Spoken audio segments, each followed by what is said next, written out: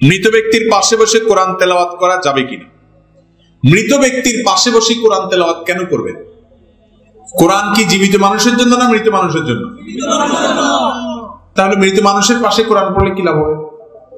কোরআন যে তেলাওয়াত করবে সে সওয়াব পাবে, যে শুনবে সেও সওয়াব পাবে, যে আমল করবে সেও সওয়াব পাবে। এখন মৃত ব্যক্তি না কোরআন পড়তে পারে, না শুনতে পারে, আর না সে আমল করতে পারে। মৃত ব্যক্তিকে আমরা যা বলবো তিনি সব অটোমেটিক শুনে যাবেন, এরকম কোনো সিস্টেম নাই। ওমা আনতা বিমুসমিআন মান ফিল কুবুর।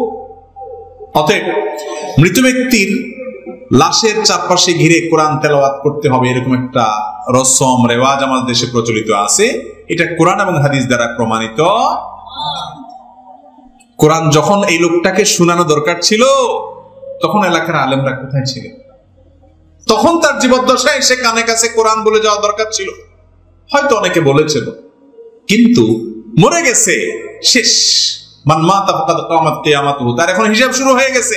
এখন তারে কোরআন শোনানো যাবে না, আর কোনো লাভও। এটাকে কেন্দ্র করে হুজুর ডেকে আনে, তাদেরকে টাকা পয়সা দেয়, এগুলো সব নাজায়েজ কাজ, সবগুলো নাজায়েজ কাজ। এই কোরআন আপনার মুর্দার পাশে পড়ার জন্য টাকা দিয়ে লোক আনা, ভাড়া করে, এবং তাদেরকে দিয়ে কোরআন পড়ানো। ভাইরা আমার, কোরআন আপনি নিজে তেলাওয়াত করবেন, নিজের জন্য নিজেরা তেলাওয়াত করবেন। ওই লাশের পাশে বসে কোরআন তেলাওয়াত করার কিছু নাই। লাশের পাশে বসে কোরআন তেলাওয়াত করার কথা কোরআনে কোথাও নেই।